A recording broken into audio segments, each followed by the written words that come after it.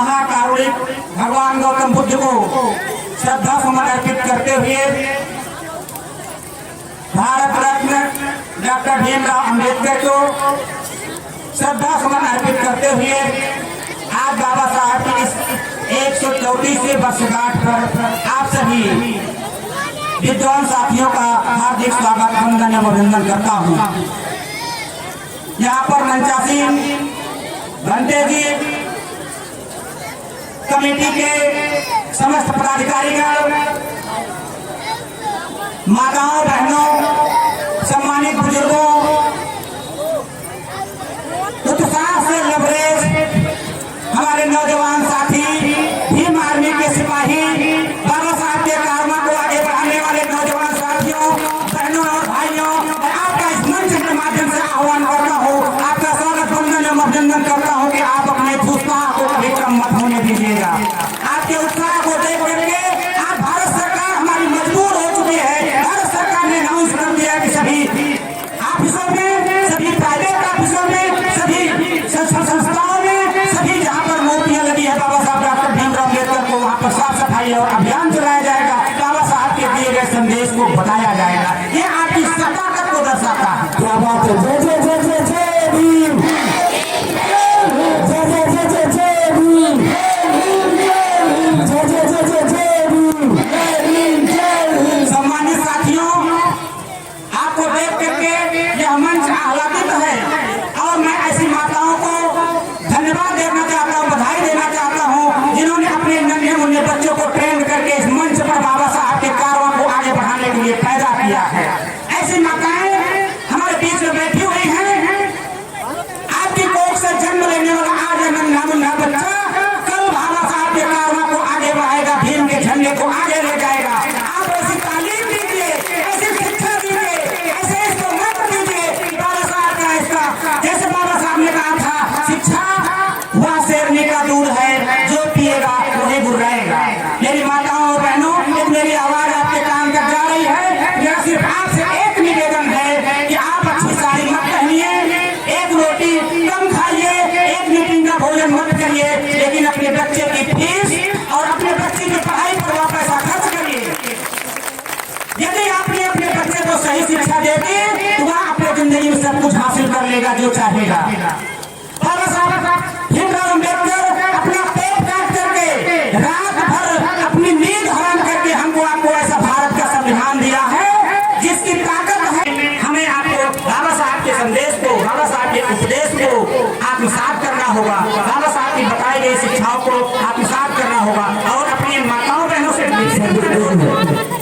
आप लोग करके कहीं जाए ना, जो भी वहाँ पर है वो देखा जा रहा है, बिना वजह के अपने भागने लगते हैं, इससे और अव्यवस्था हो जाती है। आप सब जहाँ वैसे बैठे रहे, कार्यक्रम चलता रहेगा, वो पुलिस विभाग, पुलिस प्रशासन लगा वो व्यवस्था को देख लेगा। आप सब लोग बैठ जाए, कोई यहाँ सब करके जाए ना, नमस्ते बैठे। सम्मानित साथियों, अभी आपने देखा होगा थोड़ा सा व्यवधान इसी कारण से आया जिससे हमारी आपकी कार्यक्रम में बाधा पड़ी। हम आपको बताना चाहते हैं, बाबा साहब डॉक्टर भीमराव अकेले ऐसे थे जो संविधान समिति के अध्यक्ष डॉक्टर राजेंद्र प्रसाद जी बनाए गए थे, लेकिन उस संविधान प्रारूप समिति के अध्यक्ष डॉक्टर B.R. अम्बेडकर थे। उनके साथ में लगभग 6 अन्य सदस्य थे। माननीय Alladi Krishnaswami Iyer, M Gopalaswami Ayyangar, doctor K.M. Munshi, Syed Mohammad Saadulla, B.L. गिट्टर, श्रीमान माननीय D.P. खेतान साहब। जो हमारी प्रारूप संविधान समिति बनी थी उसमें ये 6 सदस्य थे। और आप लोगों को ये भी बताना चाहता हूँ, जब संविधान लिखा जा रहा था, बहस चर्चा चल रही थी, उसमें से भी कुछ सदस्य, उस प्रारूप समिति के सदस्य उपस्थित नहीं रहे। कुछ सदस्य संविधान लागू होने से पहले ही, संविधान बनने से पहले ही इस धरती पर नहीं रहे। फिर भी उसमें से भी 1-2 सदस्य, कुछ लोगों का पूर्ण सहयोग नहीं मिल पाया इन्हीं कारणों से। लेकिन बाबा साहब को जिम्मेदारी मिली थी कि आप अपने संविधान प्रारूप संविधान समिति को नियमित समय में, निर्धारित समय में लिख करके देना है। बाबा साहब उसमें से 3-4 सदस्य कहीं बिजी होने के बावजूद भी उनकी भी जिम्मेदारी संभालते हुए बाबा साहब डॉक्टर भीमराव अम्बेडकर ने अकेले भारतीय संविधान की रूपरेखा तैयार की थी।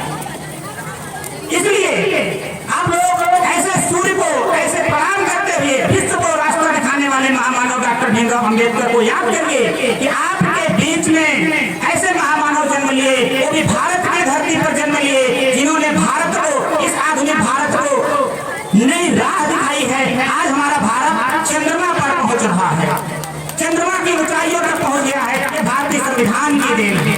आज किसान का बेटा राष्ट्रपति, प्रधानमंत्री, डॉक्टर, इंजीनियर, IPS, IAS बन रहा है, वो हमारे आपके संविधान की देन है, वो हमारे आपके शिक्षा व्यवस्था की देन है।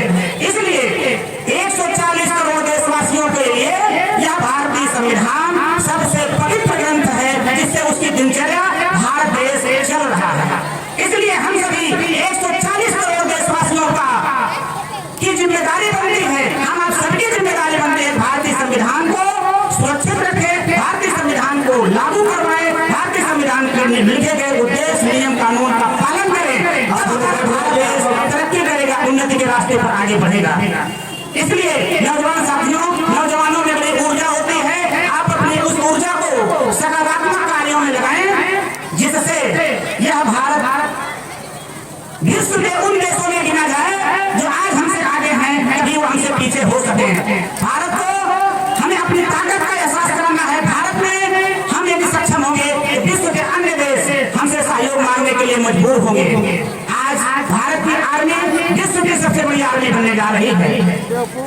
उसमें जो भी हमारे नौजवान साथी रात दिन सेवा कर रहे हैं, हम बॉर्डर पर सेवा दे रहे हैं, हमें उनकी भी कदर करनी चाहिए। तभी हम आप यहाँ सुरक्षित हैं, तभी हम आप अपने मन से अपना धर्म, त्योहार, रीति रिवाज, सांस्कृतिक कार्यक्रम, जयंतियां मना रहे हैं। इसलिए उन नौजवान साथियों को भी सलाम करता हूँ जो बॉर्डर पर रहकर के भारत देश की सुरक्षा में अपना तन मन धन अर्पित कर रहे हैं।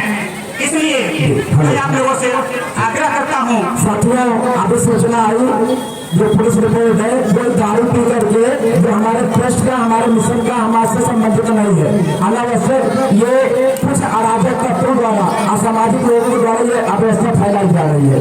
तो उनको हम लोगों ने पुलिस को हैंड ओवर कर दिया, तो वो गए, पुलिस अपनी व्यवस्था देख रही है। एक सूचना हमारे प्रभारी देख ले, जो झांकी रोड पर लगी है उसको लाकर लगवा ले, रोड खाली करवा ले। हमारे पदाधिकारी जाकर तुरंत देखते रहे, सबके सामान पेपर झांके इधर ला करके और कार्यक्रम चलता रहे। देखिए साथियों, ये विचारधारा की लड़ाई है, इस तरह की विसंगतियां हमेशा आएंगी। ये प्रायोजित कार्यक्रम होते इस तरह का कराया जाता है, तो इसके लिए आप लोग सावधान रहे, सतर्क रहे, अलर्ट रहे। और जितने भी झांकी में आए, जितने भी लोग शिरकत करने आए, अनुशासन पूर्वक है, क्योंकि अनुमति प्राप्त कार्यक्रम है और अनुशासन और संवैधानिक दायरे में रहकर हम लोग कार्यक्रम करते हैं। हमारे पदाधिकारी रोड जो है खाली कराना सुनिश्चित करें। धन्यवाद साथियों, मैं आप लोगों को बताना चाहता हूँ, बाबा साहब एक ऐसे मसीहा थे जो हमारे भारतवासियों के हाथों में किताब और कलम चाहते थे। ये केवल बाबा साहब और महापुरुष उनके बगल में खड़े हुए छत्रपति साहू जी महाराज, राष्ट्रमाता सावित्रीबाई फुले की देन है कि आज हमारी ये बेटियां इस भारत में सुरक्षित हैं, जिनके लिए स्कूल कॉलेज की व्यवस्था है। हमारी बेटियां इतनी सुंदर सुंदर प्रस्तुति दे रही थी। निश्चित रूप से ये उस माता सावित्रीबाई फुले के लगाए गए उस पेड़ की, उस खोले गए विद्यालय की देन है। आज हमारे यहाँ करोड़ों की करोड़ों माताएं बहनें, बेटियां हमारी सुरक्षित शिक्षा ग्रहण कर रही हैं। ऐसी आदर्श माताएं जिस समाज में होगी, निश्चित रूप से वो समाज तरक्की करेगा। और आप लोगों को भी, माताओं बहनों से भी मेरा अनुरोध है, यहाँ पर अपने बच्चों को अच्छी से अच्छी शिक्षा, अच्छी से अच्छी तालीम देने का प्रयास करें, अंधविश्वास से दूर रखें। उसको स्कूल, कॉलेज और विश्वविद्यालय की आवश्यकता है, किसी की कृपा की आवश्यकता नहीं है। उसको विश्वविद्यालय भेजिए, विश्व के जब ज्ञान को इकट्ठा करेगा, निश्चित रूप से वो हीरा की तरह चमकेगा। मेरे बाबा साहब का कहना था कि पैरों के जूते भले ही ना हो, लेकिन हमारे बच्चों के हाथ में किताब और कलम होनी चाहिए। जो ताकत कलम में है वह किसी भी तोप और मिसाइल में नहीं है। मित्रों, मैं आप लोगों से आग्रह करता हूँ, बार बार आग्रह करता हूँ कि अपने 2 तल्ला मकान को रोक दीजिए, अपने स्टेटस को समाप्त कर दीजिए, लेकिन आप अपने बच्चे की शिक्षा पर जितना ज्यादा पैसा खर्च करेंगे, जितनी उत्तम शिक्षा देंगे, वह आपका परिवार, वह आपका बच्चा उतना ही आगे बढ़ेगा। इसलिए बाबा साहब के इस मिशन को आप मत भूलिए।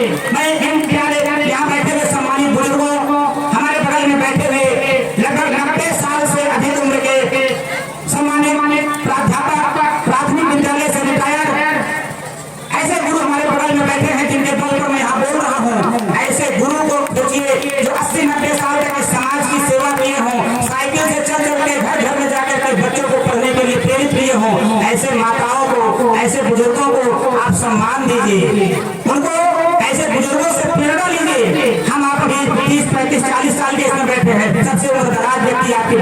लिखा है उनसे हमें सीखने की आवश्यकता है। जो माताएं बिल्कुल नहीं पढ़ी हैं वो भी आज अपने बच्चे को पढ़ाने के लिए तत्पर हैं, अपने बच्चे को स्कूल भेज रहे हैं, विश्वविद्यालय भेज रहे हैं। ये उनकी सोच का परिणाम है। सर जी देखिए एक सूचना है जो इस जयंती के कार्यक्रम में आए हैं, पुलिस वीडियो रिकॉर्डिंग हो रही है, तो जो इस जयंती में आए हुए जयंती कार्यक्रम स्थल में आ जाए, रोड पर कदाप किसी भी हालत में न रहे, नहीं तो किसी भी प्रशासनिक कार्यवाही के लिए ट्रस्ट जिम्मेदार नहीं होगा। जो भी कार्यक्रम में शिरकत कर रहे हो, कार्यक्रम चाहे झांकी के हो चाहे जो भी हो, कार्यक्रम स्थल पर तुरंत पहुंच जाए और रोड खाली कर दें। सभी लोग तुरंत अभिनंदन। और पुलिस हमारे सहयोग में है, पुलिस सुरक्षा हम उनका आभार व्यक्त करते हैं। आप पुलिस बल का सहयोग करें। धन्यवाद। बच्चों, प्यारे नौजवान साथियों, आपको बार बार सलाह दी जाती है कि आप अपनी हद में रहें।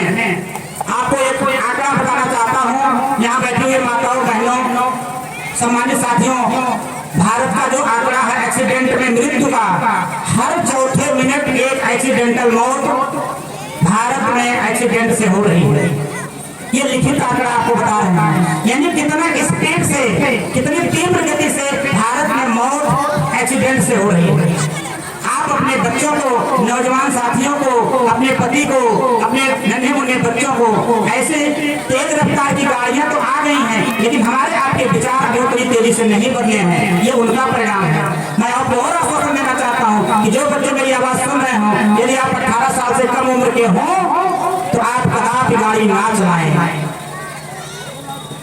और यदि आप कोई नशेड़ी हो तो आप नशे में गाड़ी ना चलाएं। ये आपकी जिम्मेदारी है। आपकी सुरक्षा के लिए पुलिस लगी हुई है, आपके लिए ये प्रयास किया जा रहा है, आपकी जिंदगी बचाने के लिए प्रयास किया जा रहा है। मेरी माताओं बहनों, किसी अंधविश्वास और पाखंडवाद से आप दूर रहें। जिन चीजों को आप जानिए उन्हें ही मानिए।